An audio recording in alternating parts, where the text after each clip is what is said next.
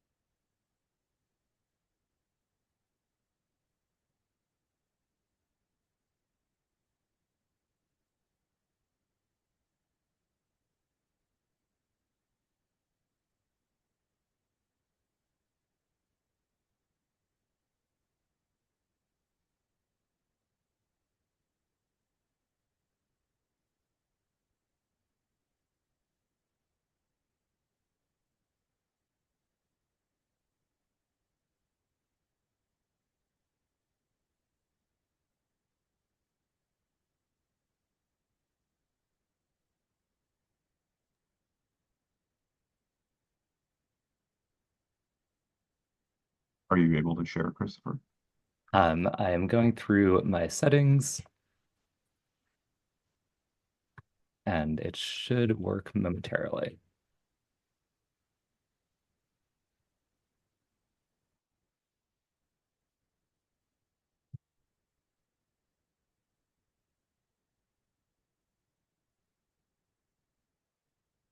All right, excellent. Here we are. Thank you, everybody, for your patience. I have to become an administrator on my computer in order to have full access to the wonderful privileges of Zoom.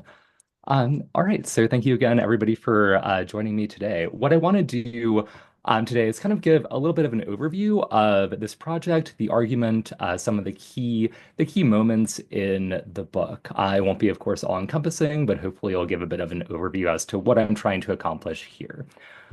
So to start, let's go back in time to New Year's Eve of 1970. So in December of 1970, Manfred Evert threw a party at his house in Tangier. So Evert was the Morocco correspondent for the magazine Him, which had begun circulation in the Federal Republic earlier that year. Like many of the same-sex desiring men before him who had traveled to Morocco, Evert traveled to Morocco, moved there in order to take advantage of the cheaper cost of living, as well as the erotic possibilities that seemed to persist across North Africa for same-sex desiring European men. Although this latter perk was already starting to dissipate in the wake of an anti-sodomy statute that was promulgated earlier in the 1960s in the country. However, unlike many of his predecessors, Ava was able to circulate his invitation in a national magazine. The Federal Republic of Germany had decriminalized sex between men over the age of 21 earlier in 1969, which meant that you see the emergence of magazines that cater to same-sex desiring men through the early 1970s. The deputy head editor of the magazine, Wolfgang Seelig, published Ava's invitation in the December 1970 issue of Him, discussing how Tangier was one of the most interesting cities in the world, and guests at Ava's party could travel to Tangier, experience the city, relax by the pool, and also enjoy the company of many nice boys whom Ava had also invited. Unfortunately for Zalic, he was unable to attend, so he wished the partygoers well as he thought about the colorful goings-on in North Africa. 47 years later, in 2017, the Alternative for Germany Party, or the AfD, became the first radical right-wing party to enter the German Bundestag since 1961. The party was originally founded in 2013 on a Eurosceptic platform, but swiftly swung to the far right, advancing a vicious anti-immigrant rhetoric, as well as dancing around not-so-subtle references to the Nazi past. However, the AfD had updated its nationalism for the 21st century voter. The AfD ran two lead candidates, one of whom is Alice Weidel, who in 2017, earlier that year, had come out publicly as a lesbian at the time of the federal elections. She was living in Switzerland with her Sri Lankan-born partner. Vital, as well as some of her supporters, believe that in contrast to other political parties, the AfD was in the best position to protect gays and lesbians in Germany from allegedly homophobic Islam and Muslim migrants precisely because of its radical anti-immigration platform. So I started this project kind of with this central question of how did this happen? How, over the course of 47 years, do we see such a radical reversal from thinking about Ava's goings-on in North Africa to thinking about this formulation in which Islam is seen as being fundamentally threatening to the rights and freedoms of gays and lesbians in the Federal Republic?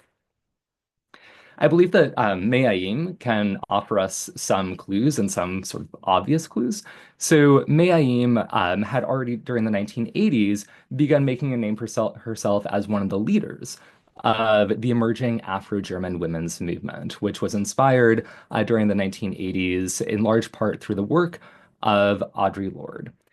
Writing in 1990, right, at this moment of German unification, Aim reflected on what she saw as being the nationalism that was entrenched in the national euphoria of 1990, explaining that this new we, as Chancellor Kohl loved to formulate it, this our country did not and does not have space for all. Racism runs through this story, connecting Evet's nice boys to Alice Weidel's anti-immigration rhetoric. But so too does anti-racism. And it's the interconnections between both that we have to pay attention to if we're going to explain the trajectory of queer German politics in the late 20th and early 21st century moments. So what I kind of wanted to do with this project was historicize homonationalism using a German context. So homonationalism was formulated almost 2 decades ago by Jasper Puar in her terrorist assemblages.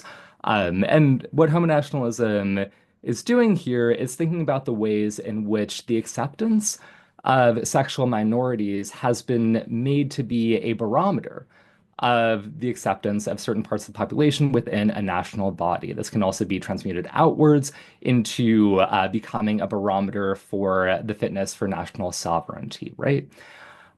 However, when we take homonationalism and we try to simply read it backwards, when we only pay attention to the trajectories of white racisms and the ways in which those martial anxieties about Islam, we lose sight not only of multiple historical actors, but also the ways in which homonationalism itself is inherently fragile, how this isn't a stable historical category, and it's certainly not a stable contemporary political category. And so what I'm doing then with this project is making the claim that the politics of race were in fact central to the development of queer movements, which does explain this reversal. However, the incompleteness of the reversal, the fragility of homonationalism can only be explained when we simultaneously pay attention to the trajectory of anti-racist politics. Okay, so this talk I'm organizing into 3 parts and a conclusion. First, we'll go back to the 1970s to look at this expanding world of queer travel. Then we'll look at the proliferation of queer of color and anti-racist activism during the 1980s. And then finally examine what happens in the 1990s in the wake of racist, xenophobic, and homophobic violence at the turn of the decade. And then finally, I'll offer some thoughts about, okay, what can this maybe tell us about a more contemporary political moment? All right, so let's go back in time to the changing world of Manfred Ewing. So we actually know very little about Ewing himself, right? He's only sporadically listed as the Morocco correspondent for the magazine Him, and he seems to cease his affiliation with the magazine by 1974. However, his invitation mirrors countless enthusiastic reports that proliferate in the expanding world of queer publishing in the Federal Republic during the first part of the decade. The decriminalization of sex between men in 1969 allows for not only sort of the circulation of invitations like Avett or the circulation of magazines on a national stage in a way that wasn't possible prior to September 1969. But it also means that you can have the circulation of a new travel network using print media. So very quickly, magazines like him begin to publish things just like tips about where to go, as well as longer form reports. You have individual offerings for possible queer destination spots, as well as package deals, and even the advertisements by the end of the decade of larger countries like partner tour companies like Partner Tours and Man Tours that emerge and begin to cater to specifically same-sex desiring men. And you could even use these magazines in order to solicit offers in order to participate in this travel world. At the same time, the magazines themselves become actors in this world of expanding queer travel. Specifically, Du und Ich, which is created in 1969 and through the 1970s is sort of Him magazine's main competitor, becomes a leading player in queer travel, especially under head editor Alexander Ziegler. Ziegler, already in 1971, starts to organize trips for his readership around the world. In 1973, he puts together a trip to Beirut using kind of this Orientalist language, the fascination of Arabian Nights. This trip promises that travelers will visit the Paris of the Near East, staying in luxury accommodation in the city center, all for the low price of 980 marks, which, if we adjust it for inflation, is about 2,600 US dollars in 2023. So it's expensive, right? It's not within reach of everybody, but it is possible. Readers can do this, and many actually do. This trip is so popular that through the decade, Alexander Ziegler and his editorial team organized similar trips to destinations like Senegal, Togo, and Bangkok. This process is something that is mirrored by the proliferation also of gay guides. So you don't have to actually participate in one of these trips if you're a same-sex desiring man and you want to travel. You can also use guides like Spartacus Gay Guide, which is established in the UK in 1968. It moves its editorial base to Amsterdam in 1972 because of kind of some shady legal trouble. And by 1986, takes up residence in West Berlin. And it markets in everything from exoticizing desires to Joey from Friends in order to sell issues. So it's kind of in this context that we see the connection between leisure travel and politics. But this was one of the early puzzles for me. How does travel, how does sexual desire, how does racialized desire then start to enter this political formulation, start to enter the politics of race within queer movements? We begin to see some of this happening already in 1976, already in the middle of the decade. So Air France takes notice of what's going on in the Federal Republic of Germany. In 1976, Air France opens up new travel routes between Paris, Geneva, and Casablanca. And they invite Alexander Ziegler to take the Concorde to Casablanca in order to experience Morocco, the country where you can still feel free as a homosexual. They ostensibly hope that Alexander Ziegler is going to go back to, well, he's living in Switzerland. He's going to go back to Switzerland, write in this West German magazine about the wonderful time that he had, and hopefully expand Air France's market share in West Germany. Alexander Ziegler, however, has a terrible time. He finds Casablanca to be dirty, full of petty crime, and worst of all, nightly police raids on gay spaces, leading him to write back to his magazine in 1977 that Casablanca, with or without the Concorde, is no longer worth a visit. Alexander Ziegler also doesn't really like the Concorde. He finds it to be cramped and Spartan, so it doesn't really matter how you get there. He just doesn't have a great time. So Alexander Ziegler isn't alone. Certainly, still people are traveling to North Africa and traveling for overlapping purposes of seeking sexual freedom as well as exotic sex. But his ambivalence is also simultaneously mirrored by growing ambivalences about a fantasy unfulfilled in North Africa. It's here that we see the fracturing of a colonial idol. So, what does this then mean? It's this frame, as well as the frame of emerging gay and lesbian politics in the Federal Republic, that we start to see queer people interpreting geopolitical developments. In 1979, with the Iranian Revolution, we then see a moment in which some of these assumptions start to cohere about what it means to travel to North Africa. So in 1979, following the reports of executions of same-sex desiring men in the Islamic Republic, Enzo Franconi travels to Iran to stage a one-man protest. Enzo Franconi is a member of the Italian organization Fuori, which the previous year had become a member of the International Gay Association, an umbrella organization for groups primarily from Europe and then eventually from North America before it expands globally. Before he travels to Tehran, he stages a protest in front of the main palace.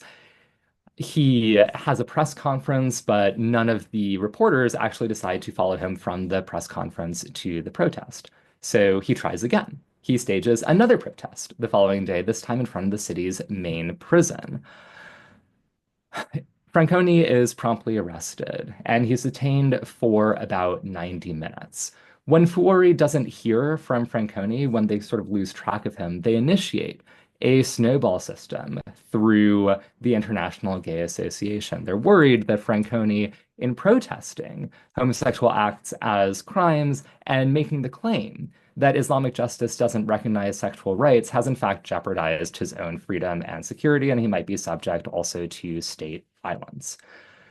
It's unclear from here kind of what happens, but what we do know is that eventually these calls do make their way to the Iranian embassy in London, and it's possible that we see the release of Franconi because of this, but we do know that Franconi is released in 1979. He vows to not return to Italy until we see freedom for same-sex desiring men in Iran. However, he does. German activists, they don't participate in this snowball system. However, German media outlets do pay close attention to what is going on in Iran and what Franconi is doing. We see reports on the situation of same-sex desiring men emerging in him by the summer of 1979, as well as in lesbian publications like UKZ that spring, and in wider feminist publications like Courage, which are paying attention, UKZ is paying attention both to the situation of same-sex desiring men as well as women, regardless of sexual orientation, and Courage is very interested in the situation of women in Iran during the revolution. It's going to take a little bit longer for Du and Ich to pay attention to this. They don't issue their first report until 1979. However, in so doing, in trying to figure out what's going on in Iran in the context, when very, very little information is actually making its way back to the Federal Republic of Germany, we start to see new claims about specifically what Islamic law means for same-sex desiring men. This then enters into travel reporting. In 1980, Him issues another report on Islam and North Africa, in which the magazine claims that although the brutality of Khomeini and co. are unprecedented in other Muslim states, the oppression of homosexuals belongs to an everyday picture of an environment that is marked by the teachings of Muhammad. It's here then that we see him taking what's going on in Iran or their interpretation of what's going on in Iran and applying it to the ambivalences that some same-sex desiring men are feeling, some European same-sex desiring men are feeling about their travel to North Africa. Okay, so is this homonationalism? Kind of what I thought was going to happen when I came across this report, when I came across what's happening at the turn of the 1980s, is that very swiftly we were going to see these anxieties about Islam being applied to racialized immigrants within the Federal Republic, that this was sort of the breaking point. However, this isn't actually the case. That to say that, okay, this is what when it happens, this is when we start to see the emergence of homonationalism is to assume a contemporary political category backwards. And that leaves us with a number of puzzles. For instance, we actually don't see the racialization of homophobia until the 1990s. So we have an entire decade before this process takes shape. And at the same time, it doesn't pay attention to what the Iranian Revolution means and the historical contingency of the politics of race within queer movements at this moment. And so to account for some of these puzzles, to also think about the ways in which this new narrative about Islam is in fact itself relatively fragile, we then have to turn to what's going on in anti-racist circles as they're starting to emerge in the 1980s within the frame of a social movement.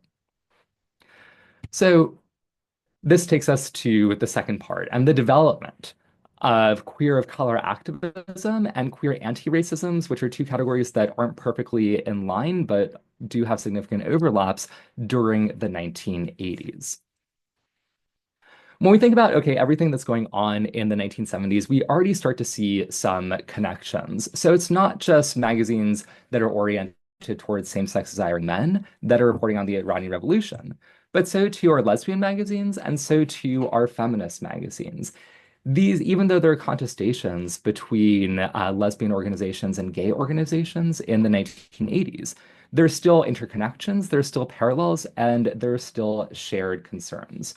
So lesbian magazines and lesbian activists, very much like their gay male contemporaries, are often white-led and share certain assumptions about the role of whiteness within their movements, even as they're espousing broader liberationist frameworks, and even as they're making claims about the position of racial minorities within West German society and within international context. Many of these organizations, like the Lesbian Action Center, which emerges out of a gay liberation organization, the Homosexuelle Aktion West-Berlin, in 1972. It becomes its own organization in 1975. Turn to what's going on in the US, look to US Black liberation for models, for inspiration, but at the same time, simultaneously use that to position racial difference as being something external to the Federal Republic, or the politics of racial liberation as being something kind of external to the Federal Republic.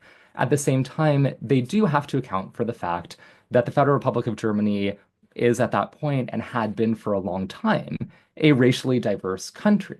And so, in so doing, they turn to the position of women that they racialize as immigrants, kind of without regard to their citizenship status, as in need of rescue, both making claims about racism as it might permeate the Federal Republic, anti-immigrant racism as it might permeate the Federal Republic, but then also deploying narratives of rescue that are shared with gay male activists as well.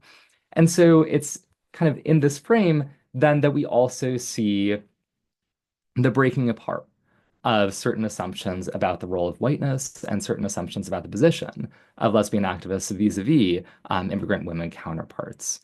Already in 1977, a group of Black lesbian women attempt to establish an organization specifically for Black German lesbians. As Katharina Oguntoya, who here depicted with Me'ayim, as well as Audre Lorde a little bit later on, recalled, this organization was relatively short-lived. It was wrecked under the eyes of the women's scene, that sort of this attempt to kind of create a space for themselves was something that wasn't really possible within the confines of white-led lesbian activism. And so it fell apart. And according to Oguntoya, as well as her contemporaries, the trauma of the dissolution of this group really made it challenging to create an organization or create a sense of belonging until the 1980s. But still, there were other attempts, and the transnational dimensions of these other attempts were really important in creating a lasting movement. Beginning in Frankfurt, we see a couple of conferences that are created under the auspices of white feminist activism, but which are trying to pay attention to the position of immigrant women. After one of these conferences in 1980, two women, one who's a Turkish German, one who's a Spanish immigrant in Germany, they road trip back to Berlin and they say, we're going to form an organization that's just for immigrant lesbians. And they do. They meet at Orlando Cafe, but they only meet once. This kind of breaks apart. We lose historical traces of this by 1980. But there's another conference. So this is responding to this idea that even within this conceptual frame, foreign lesbians, the position of kind of this intersectional identity was not discussed, that there was sort of an opposition here, and that the specific needs of lesbian women were not discussed within the wider confines of feminist activism. In 1984, a similar conference is held also in Frankfurt for foreign and German women. So at this conference in 1984, Me'ayim is in attendance, and like she goes and she has a pretty good time. She says that the atmosphere is indescribably colorful and friendly. And like she sees this as a moment in which she has kind of access to a political movement. She's 24 years old at this point. She's writing a dissertation, which is one of the first works that charts the history of Afro-Germans in the Federal Republic, both in the present and the past. But as we can kind of see from the framing of this, it's foreign and German, and she feels sort of a sense of in-betweenness. She's German, however, she's asked pretty consistently by both white Germans as well as African participants that whether or not she felt more like a German or an African. And so this feeling of in-betweenness is going to be something that's marginalizing, but also requires attending to. That same year, in 1984, Dagmar Schultz, who is a white German lesbian and an assistant professor at the Free University of Berlin, she invites Audre Lorde to take up an assistant professorship. And this launches an 8-year collaboration, which sees the formation of groups like the Initiative of Black Germans, as well as Afro-German Women, or ADEFRA, by 1986, as well as the publication of works initially Farbe bekennen or Showing Our Colors, which create new assertions about what it means to have a so-called hyphenated identity that understand Blackness capaciously as something that includes both diasporic belonging, but then also represents a particular tension within German society and should be expanded to include those even who have different kinds of connections to a diasporic movement. At the same time, what this then does is it allows for new spaces for not only Black activism to proliferate, but Black, queer, and feminist activism to proliferate. In 1988, in an interview with the lesbian magazine UKZ, one of these magazines that reported on the Iranian Revolution, Audre Lorde remarked that for me as an African American, it is very affirming to see a group of Afro-German lesbians here in Germany in every city that I visit. Not only does this create new space for Black, queer, and feminist organizing, but it also provides a model and begins to work with organizations that emerge, that think about the multiple exclusions, both within and beyond lesbian scenes, such that by the end of the decade, we now see a proliferation of publishing of different kinds of minority activism that are taking on a feminist framework that are lesbian inclusive, and then start to pull queer politics more broadly in different kinds of ways towards anti-racist perspectives. It's not perfect. They don't 1990 isn't suddenly a moment where we have, okay, great, everybody's anti-racist, but it does create this new possibility by the end of that decade. Okay, so we have these two things. We have the emergence of anxieties about Islam, and we have the development of anti-racist queer activism by 1990.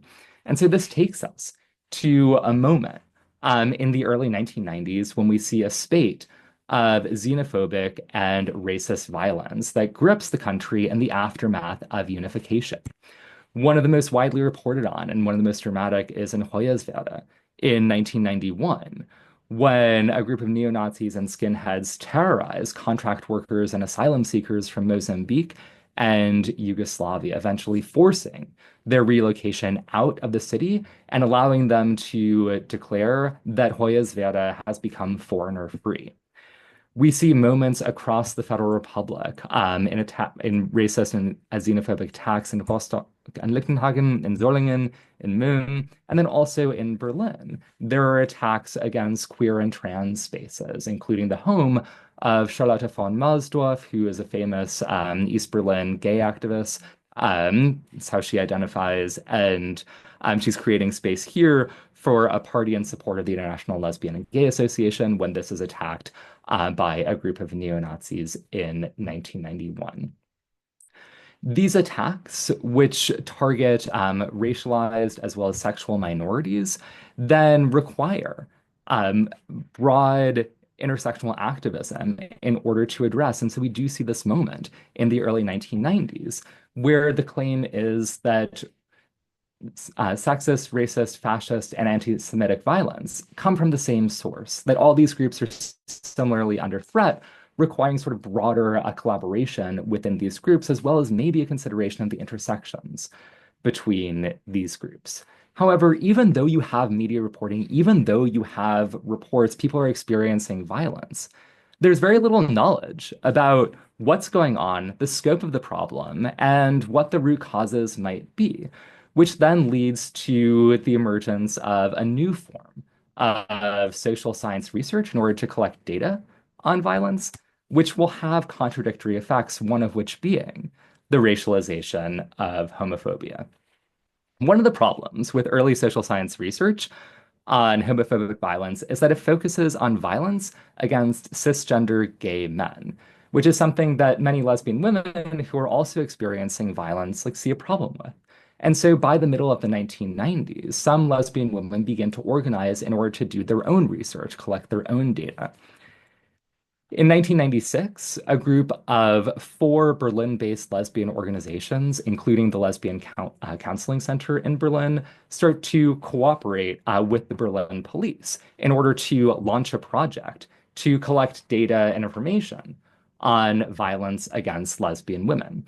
Over the course of a few months between 1996 and 1997, these four organizations document 304 total perpetrators who have launched 84 attacks against lesbian women. And so this data then allows them to make some claims. One of the things that they notice is that there's a geographic clustering happening here, that most of the attacks are taking place in the neighborhoods of Kreuzberg, of Schöneberg, and of Neukölln. For the organizers of the study, the reasons why this is happening are clear. These are three neighborhoods where you have higher concentrations of lesbian women, so you might have higher concentrations of violence. However, their explanation is not universally accepted. One woman, Solange Pereira-Schaefer, writes back, and she says, actually, no, that's not the reason. The reason is that we see upheavals in our multicultural urban order, and that 19% of the perpetrators were described as appearing either Turkish or as foreign. And this was something that, according to Pereira-Schaefer, the organizers of the study were trying to hide. Through the following decade, we see the proliferation of studies that take this assumption that the perpetrators, rather than the victims, were themselves racial minorities, that they were motivated either by certain forms of exclusion or by religion to attack assumedly white queer people through the Federal Republic. Studies proliferate based on this assumption through the 2000s into the 2010s. And by the 2010s, even national political parties and political actors begin to take up these claims. In 2014, Jens Spahn, who is an openly gay member of the Bundestag, he's a member of Angela Merkel's party, the Christian Democrats, he gives an interview to Der Spiegel, in which he says, and let me move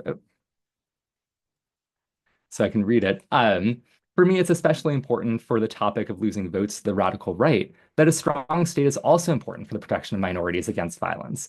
It disturbs me when Jews are again hunted on German streets or gays in Berlin-Schöneberg have to be afraid of being beaten by Turkish Jews. Here, then, he's positioning the assumedly white queer minority as being victimized by young Turkish racially other men. So is this homonationalism? In short, yes. Here we do see by 2014 the entrenchment of homonationalist rhetoric within national politics, but it's not the only thing that's going on.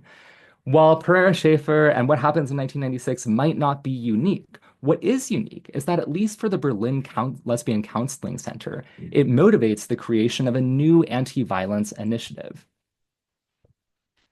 And that's Les Migrants, or Lesbian and Bisexual Migrants, Black Women, and Trans, which is led as part of the Lesbian Counseling Center by Saida Sadat Lendl, who begins to search for different kinds of explanations about violence racialized, as well as queer and transphobic violence together. It's under her auspices that in 2009, Les Migrants runs a study that's published in 2012, which offers a different set of explanations. Rather than taking Islam, rather than taking religious motivation as the sole or primary motivation, this study finds through the gathering of quantitative and qualitative data that overlapping forces of economic marginalization as well as racial marginalization contribute both to vulnerability as well as to violence. And so here we see the resistance to an essentialist account of violence and alternative explanations that are also using social scientific methods in order to make new claims about the causes for violence as well as the need to push back against overlapping forms of marginalization. Okay. So this kind of then takes us to that 2017 moment, that moment of Alice Weidele's election, and thinking about like, well, what then happens to homo nationalism, something that seems by this moment to be so deeply entrenched in queer politics. All right, so it's upon the logic of Jan Spahn, which is presaged by the violence of the 1990s and the anxieties coming out of the Iranian Revolution of the 1970s, that Alice Weidel draws when she advances the claim that the AfD is the best party to protect gays and lesbians in Germany. However, at the same time, attention to anti-racist activism through this same period also reveals the fragility of this claim. The work of individuals like Katharina Oguntoya, Audre Lorde, May Ayim, Dagmar Schultz, Saida Sadat Lendo then pull apart emergent homonationalist logics to create new forms of solidarity and push back against essentialist accounts of violence that try to racialize homophobia in order to make claims about the incompatibility between Islam and Europe and the incompatibility between racial difference and Germany. We therefore can't simply read a right-wing political agenda back into the past. Racist logics, including homophobic sentiments, were always contingent and thoroughly contested. At the same time, when we think about the AfD in our current moment in the early 2020s, the campaigns that it's been mounting against queer and trans rights in the 2020s also then simultaneously push back against this idea that the AfD is doing something to try and protect queer and trans people, a claim that was always hollow. It's here if we understand homonationalism as entailing the acceptance of LGBT rights as a barometer of belonging to a particular nation, that Alice Weidel's claim um, that the AfD could best protect gays and lesbians doesn't quite seem so homonationalist as much as it does seem contradictory. And we can't really read the AfD more broadly as homonationalist given sort of the broad spectrum of politics in which it's engaged. It's therefore then that we see the racist logics of white queer politics being pulled apart from the left, as well as being pulled apart from the right. So when we take this full political spectrum into view, it becomes clear that the making of homonationalism is also a story of its unmaking. Thank you.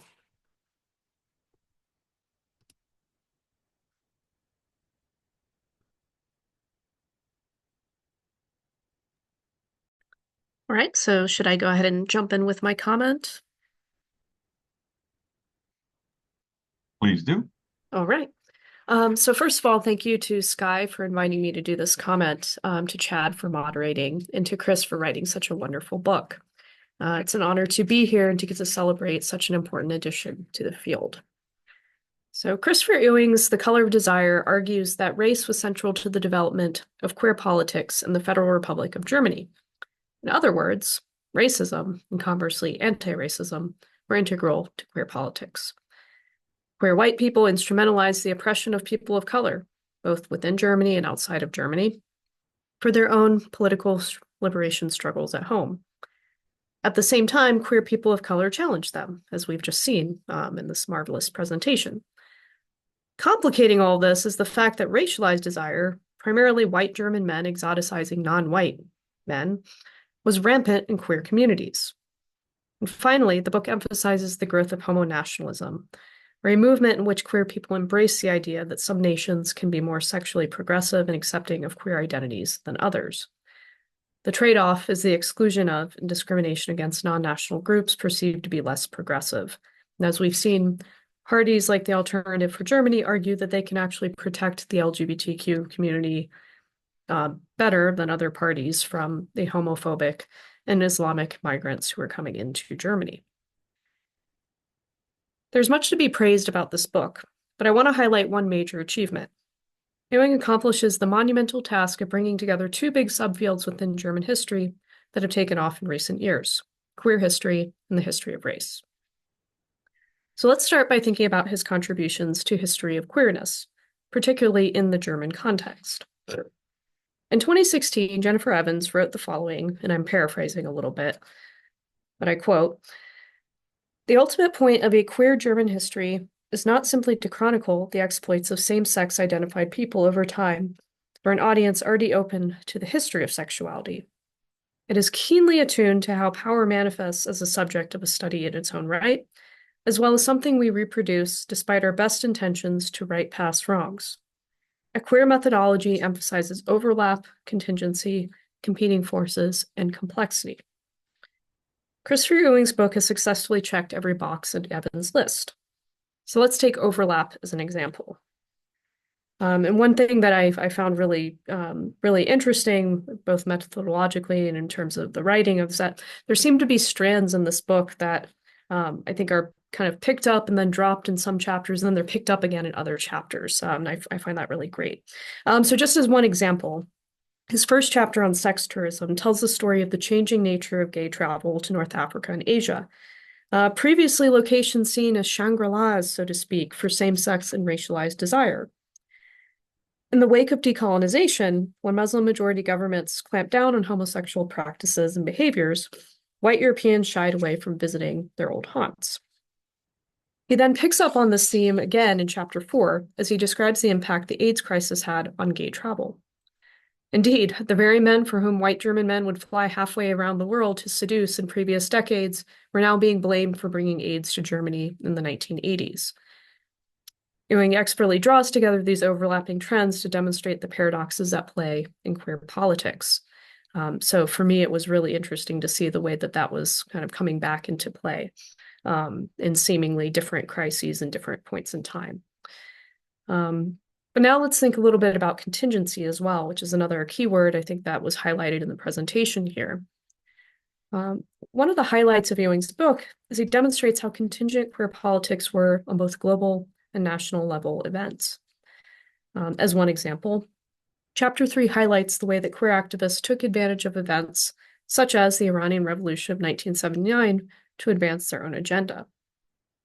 The creation of an Islamic theocracy in Iran gave white activists fodder for arguing that Europeans were sexually progressive and should continue that progress in light of global regimes that were going in the opposite direction. But the contingencies here are obvious. Without the somewhat surprise success of Khomeini in Iran, would queer activists have had the same discursive weight behind their arguments? Alternately, if paragraph 175 had not been overturned a decade before, would their arguments have looked different? It's an interesting contingency, right? That this is actually a fairly new phenomenon, legally speaking, at least, that gay men are liberated, right, from the law, that they're not going to be punished for any kind of homosexual activity within Germany. And there's kind of relating back to Evan's earlier point too, there's been a ton of work, right, on this particular topic. But it's refreshing to see this picking up in a different way, and to not see just another rehashing of, well, what happened to paragraph 175. But in fact, we're seeing how these things are actually linked, right? They now perceive themselves perhaps to be liberated on the home front, but right, in a global sense, now they're kind of leveraging that. But it's actually a fairly new status when you think about it. So anyway, those were my thoughts on that. But Ewing's study also highlights the importance of competing forces. And I think there are a few different ways to interpret this work in this regard. One way is to look at the dichotomy of racism and anti-racism. Seemingly competing forces, which he shows us, are not always at odds. Queer activists could be anti-colonial and still be racist all at once. Another is to look at different queer groups and the way they organized.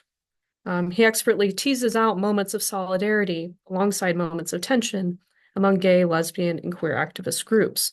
But also, what's really fascinating, I think, particularly in the example that you showed us today, is that this isn't necessarily always a movement that is going to grow momentum, right? We were able to access the archival records of these large organizations, but the example of the two women like road tripping back and deciding that they're going to form this group and having coffee together, that's also a very important historical moment, even though it dissipates very quickly after that. And the fact that you found that in the archival record, I think, is just fantastic. And I just also want to say that I want to commend Ewing at this moment for including a broad spectrum of queer activist groups here. I think, historically speaking, because there's been so much emphasis on paragraph 175 in particular, we haven't seen as many histories of lesbian activists. We have not seen as many histories of queer people of color. To see them all kind of working together, somewhat in tandem, sometimes not, in this framework here. So I think a very welcome addition to the literature, and that shouldn't be overlooked. And finally, complexity. One of the strengths of this study is the analysis of the complexity of queer politics. And for me, what stood out here were the unexpected twists in queer discourses. As one example, in chapter 3, Ewing highlights a brief detour from the emphasis on Islamic homophobia in the wake of the AIDS crisis. I admit I wasn't expecting that. I fully would have expected, in the wake of the AIDS crisis, for activists to really double down on the fact that they're, these foreigners and these homophobes are the ones who are bringing this crisis to Germany. And there certainly were elements of that. We see that in the text as well. But I found that to be really interesting. But also, again, in the final chapter, this idea that queer activists could be courted by and folded into the far right. Nothing about either of these trajectories in queer politics, I think, follows the path that you might expect. And that's really fascinating to me to see the ways, like, how these are being teased out. So those are some of the major contributions to queering German history. But Ewing's book also contributes to a growing body of scholarship on race in post-war Germany. So in 2009, Rita Chin, Heidi Fehrenbach, Jeff Ely, and Atina Grossman published After the Nazi Racial State, Difference in Democracy in Germany and Europe, in which they made the following observation, which I think is pertinent here. They wrote, I quote, "The studies of questions of race have been cordoned off to periods of high social drama or destruction. This has led to a neglect of the more subtle, yet nonetheless significant ways that notions of difference have structured German society, economy, and culture since 1945. I'm going to pause there for just a moment.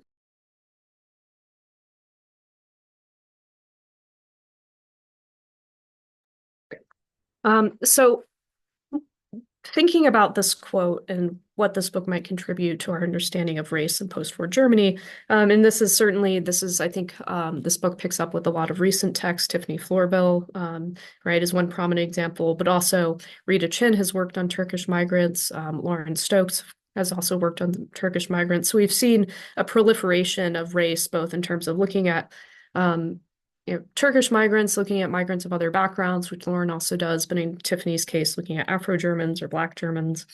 And so this book, I think, is kind of firmly bringing all those different groups together, which is really exciting. But one of the big contributions here, I think, is also just the way that he's able to examine those more subtle, yet significant queer politics of race.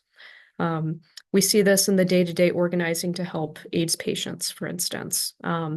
It's answering an ad in a newspaper to join a trip to engage in gay sex tourism. That in and of itself is a political move in certain ways. It's organizing to help queer migrants. And this is particularly highlighted near the end of the book when we talk about the so-called refugee crisis.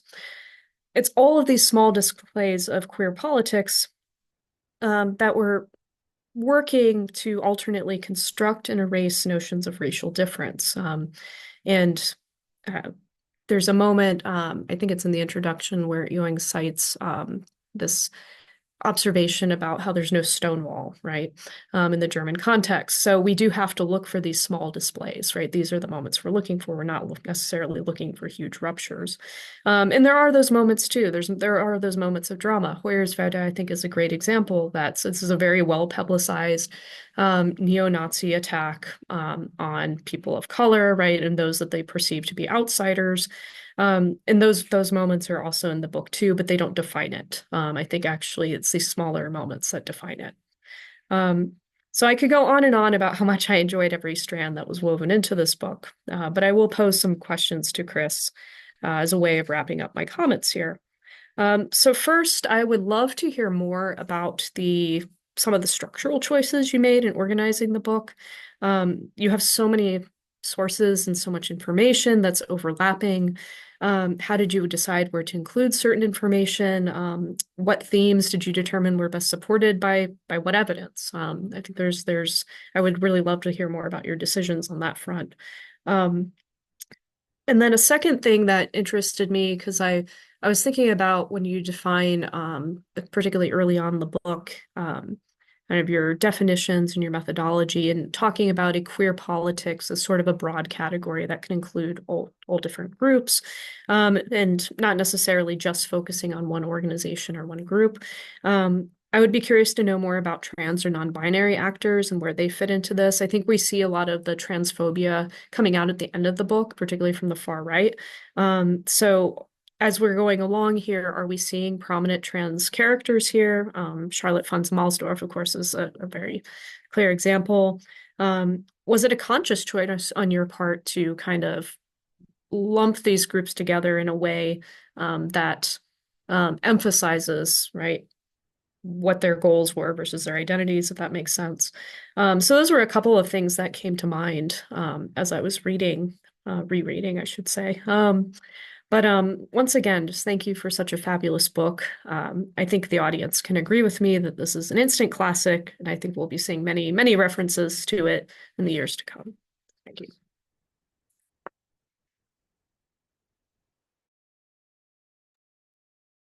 Thanks so much both to Christopher and to Alexandria.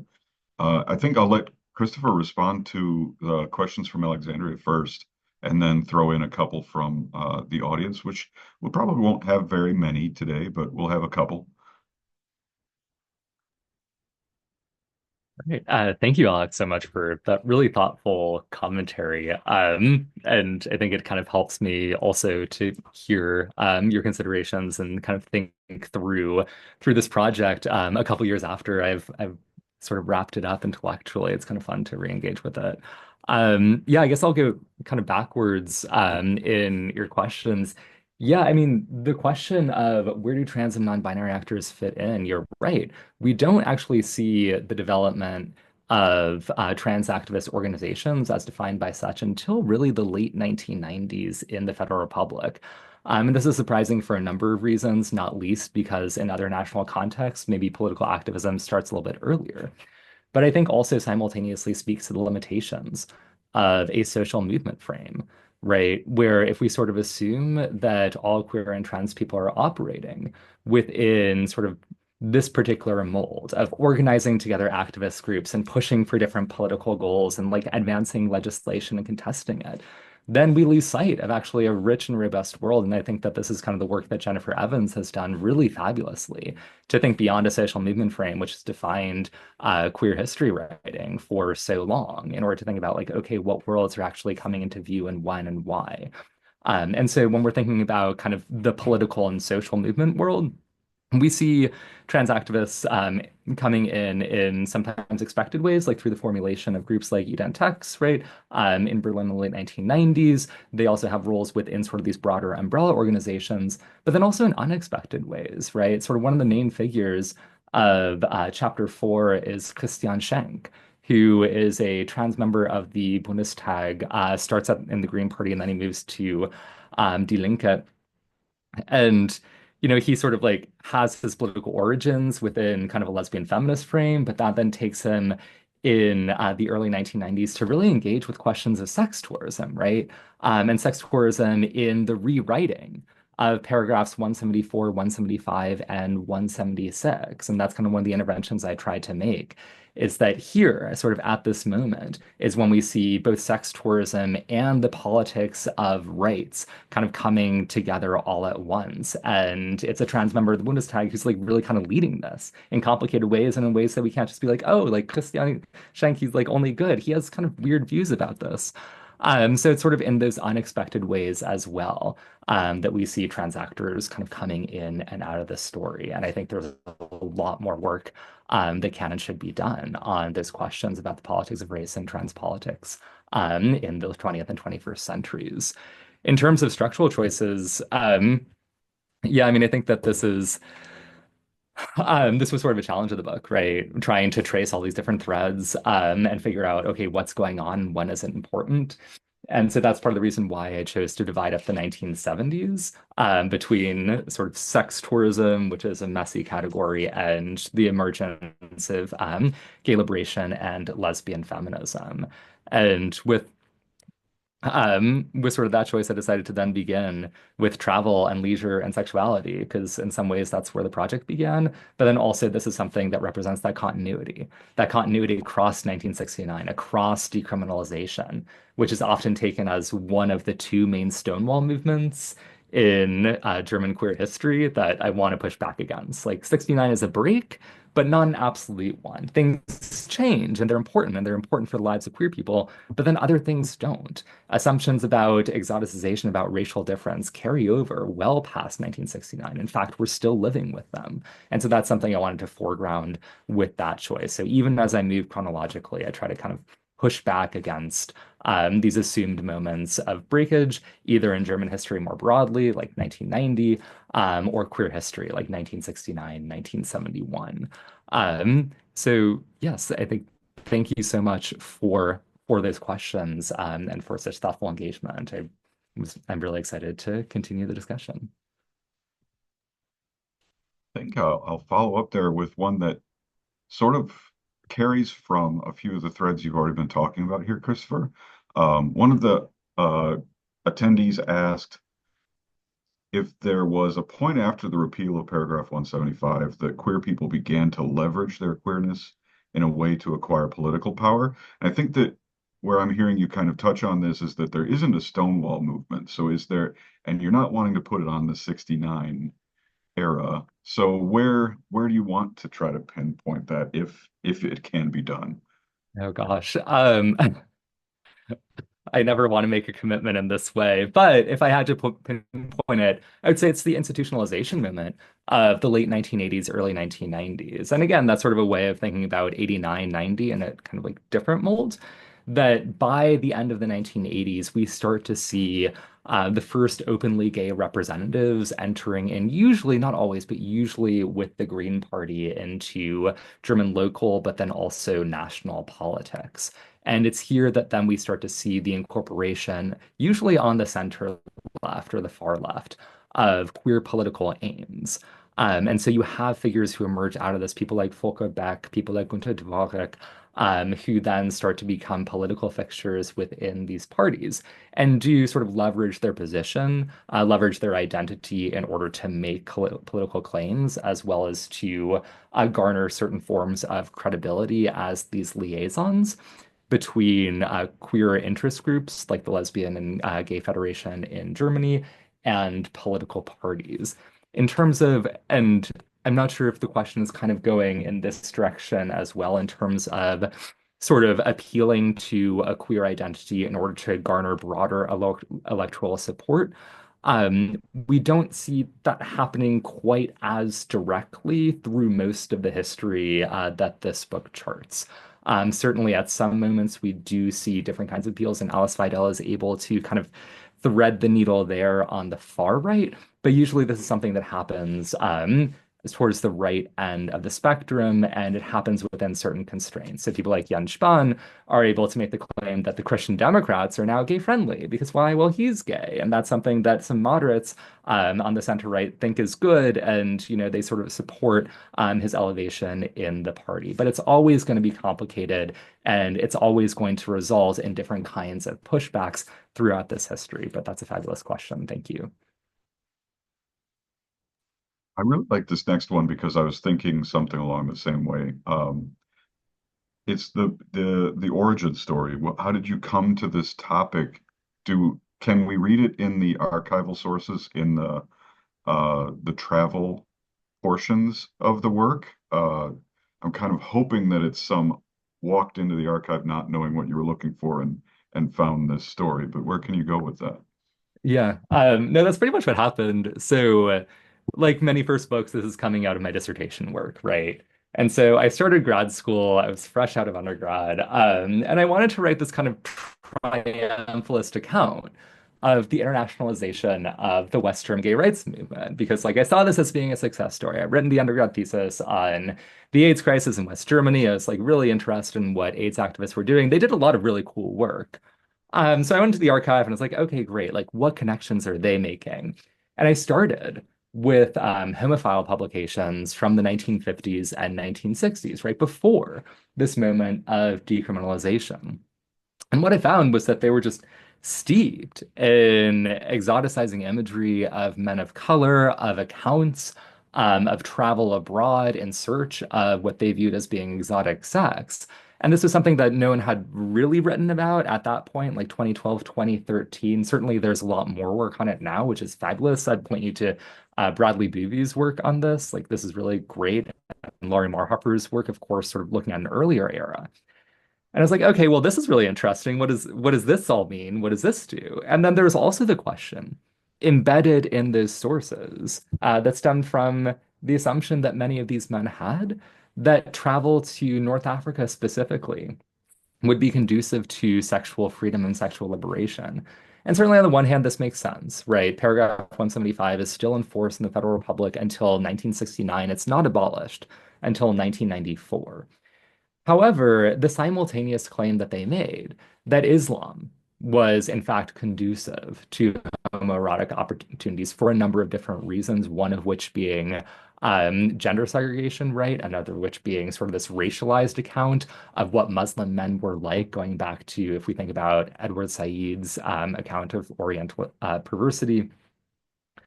It was these claims that seemed to run counter to contemporary claims already present, right? Like we see with Jens Spahn in 2014, already present in the 2010s, that Islam represented this fundamental threat to the position of LGBTQ people in not only the Federal Republic, but across Western Europe. And so that was the question, right? Coming out of like travel accounts, like why do we have this assumption and where do we get this political reversal in a way that like really extends beyond sort of the frame of queer travel? Like that's something that really doesn't seem to enter into contemporary politics in the same way. And so that sort of launched the project, the dissertation project. And it became very clear, like quite quickly, that okay, this is a story, if we just tell it from the perspective of like white racist gay men, like that can be very fun and cathartic for me, but at the same time, it's not explanatory. That we don't actually get at the ways in which this comes apart, the ways in which this was contested and contested successfully, right? So even as we have the emergence of homo nationalist organizations, as we can call them, like the LSVD, in Germany, they also simultaneously have to do diversity work. And this is a contradiction. And some queer people of color take that up. And they're like, oh, this creates like new space. Let's do something with it. We can get money from the government. We can do things. So telling sort of this integrated story that accounts for both white racisms as well as anti-racisms, treats them as lines that are not just running in parallel, but are in fact closely interconnected at different points and unexpected points, was what led me to sort of like the argument as it stands right now. So yeah, it was going to the archive being like, oh my God, travel, what does this mean? And then trying to answer that over the course of 11 years that resulted in this book. Excellent. I think I have gone through my questions there from the Q&A. Thanks also to Alexandria for her questions that began this. If you want to take over at the end there, Alexandria, go right ahead. Yeah, I've just got a kind of a follow-up question to that particular question about the origins of it. And part of this comes from what you had just discussed too during the presentation. So, I mean, it seems like a vast majority of the gay sex travel tourism is aimed at North Africa, aimed at Islamic context. But you also mentioned that they were doing trips to like Bangkok, which has its own particular history, particularly of gender subversion, if you will, right? And so I'm wondering then, at what point, first of all, are there any like anti-Asian arguments? Is this mostly aimed at Islamic or Arabic populations? And if there is, at what point does that fall out of the discourse and there becomes more of an emphasis on certain migrant groups over others? Yeah, so those were kind of a couple follow-up questions that came to mind. Yeah, that's a really good question. We see the geography of gay sex tourism really shift during the period under investigation for a number of different reasons, right? Some of which are just material. It becomes increasingly easy to travel to Thailand, the Philippines, wherever, some of which are legal, right? Thailand and the Philippines don't have the same laws in place that we see put in place in North Africa during the 1960s. But also, these are then explained through the logics of racialized desire, right? Which both overlap with and contradict and look different from the same languages as we see them applied to Muslim or Arabic men, kind of understanding those as overlapping but not synonymous categories, even within sort of the language and minds of white Western and gay sex tourists. So that becomes really important for a number of reasons. Like one, it's like contestations over sex tourism to Southeast Asia that really generate the political crisis of the early 1990s, when a lot of feminists, like they start to pay attention to heterosexual men, right? And what they're doing and where they're going. And they start to say sex tourism is always exploitative. It's this thing, it's violent. We need to contend with this. And that starts to seep over into legal revision of age of consent laws in the early 1990s that include paragraph 175, which after 69 is kind of mostly an age of consent law. So that becomes part of it. But in terms of racialization, right, there is sort of that question of like why? Like why is the focus on Muslim men specifically or Turkish men, right? There's sort of like again that kind of synonymous quality to it that's not perfect, but these terms are then kind of used interchangeably in the mouths of activists during the 1990s, and not sort of like, okay, we have these other racializations. Why don't migrants who are coming from other parts of the world come under scrutiny of white queer people?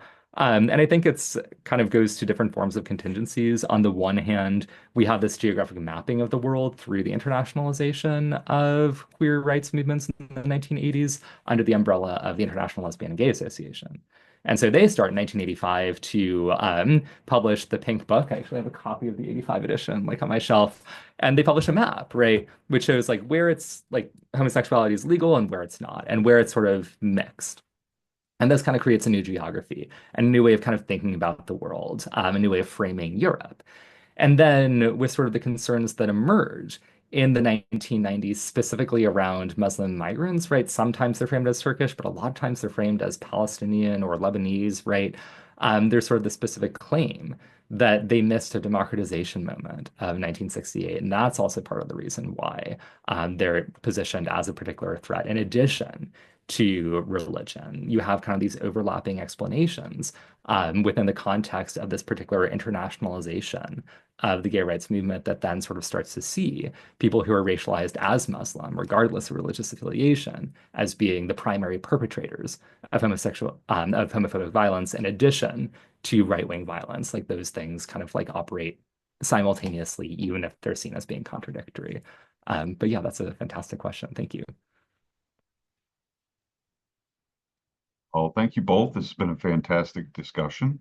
I'm really thankful for Christopher for sharing his book with our series, for Professor Ruble for comment today, and to our sponsors and our audience. Just want to remind everyone that all of these MZG new book series end up on the Mosse Center's YouTube page permanently, so you can come back to these or look at others in the series and find our next one on either center's website, either the Zucker Goldberg Center at College of Charleston here or the Mosse program at University of Wisconsin.